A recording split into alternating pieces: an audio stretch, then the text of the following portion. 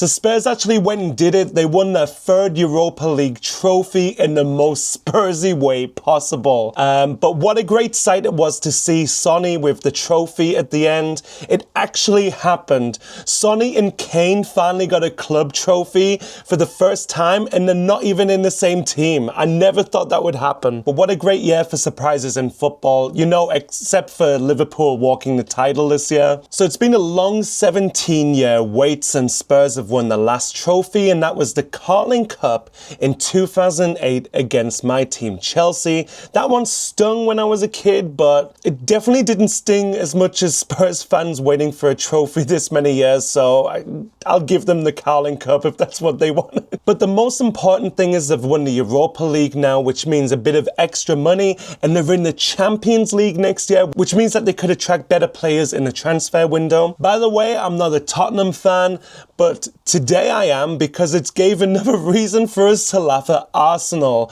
They've came out of the season without a trophy, even though they were given it the big and all year, especially in the Champions League. But, you know, let's give it to Arsenal, yeah, because they got the second place in the Premier League trophy. You know, that's a big award, that's a big trophy.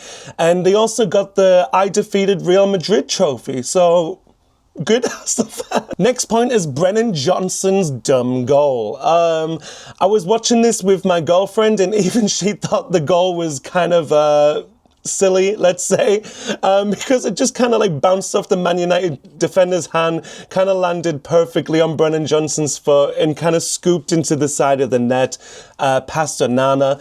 At least you can't blame Onana for this one. It was just a weird goal, one of those weird scrappy goals, but this is usually what wins teams' finals. Right? There's not usually beautiful goals in the final, it's usually scrappy ones, you know what I mean?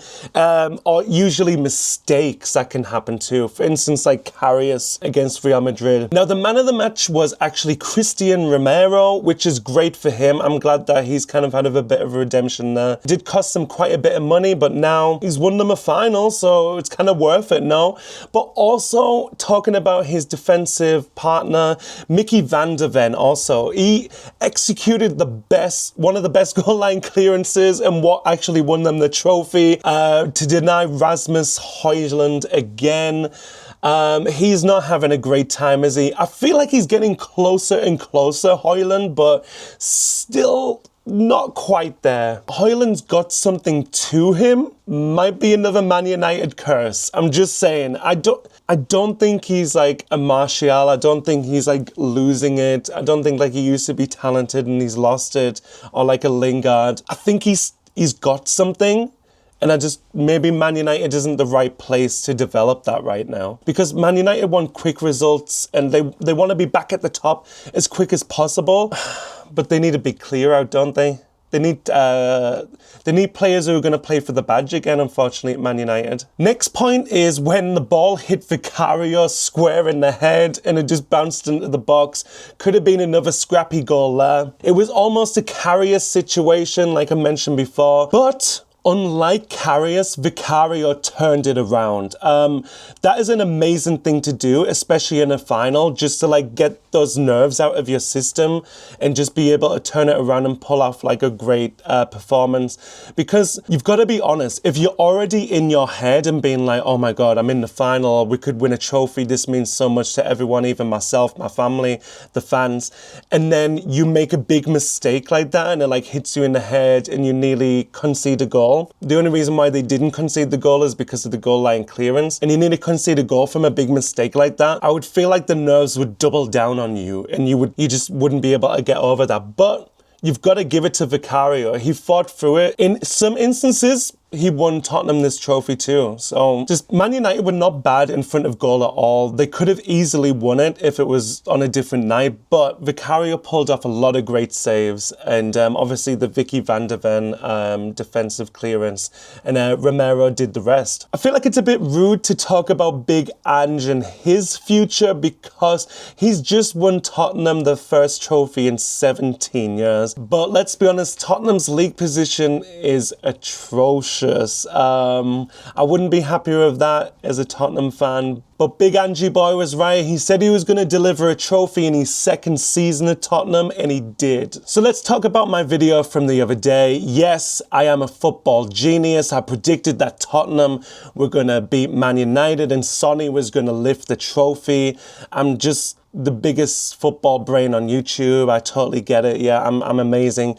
Although I did predict that they were going to win 4-3, I was very wrong there. And in my other video the other day, I did claim that Tottenham had kept 5 clean sheets in the tournament, which made them joint top.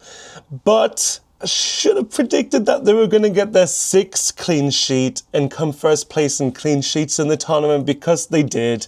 They kept a clean sheet against Man United, and it was kind of written in the cards there that they would do it. Being great defensively in this tournament for some reason, you've got to give it to them. But yeah, I was dead wrong on that prediction. But I did say Sonny and Kane would get a trophy. So yeah, if you did miss my video the other day, please go check it out, because I talked about why PSG is going to win the Champions League based on destiny. So yeah, I went into the stats on this, and I feel like my prediction is going to work out. So please check out that video and see what I've got to say. I worked really hard on it. In that video, I also talk about the Conference League and what I think about it all, especially how Chelsea shouldn't really be in the Conference League, let's be honest, with the talent. So anyway, congratulations to Tottenham. They actually did it. Thanks for coming down to the pub. And if you like listening to me talking about football, please think about subscribing and liking this video. See you in the next one. Bye.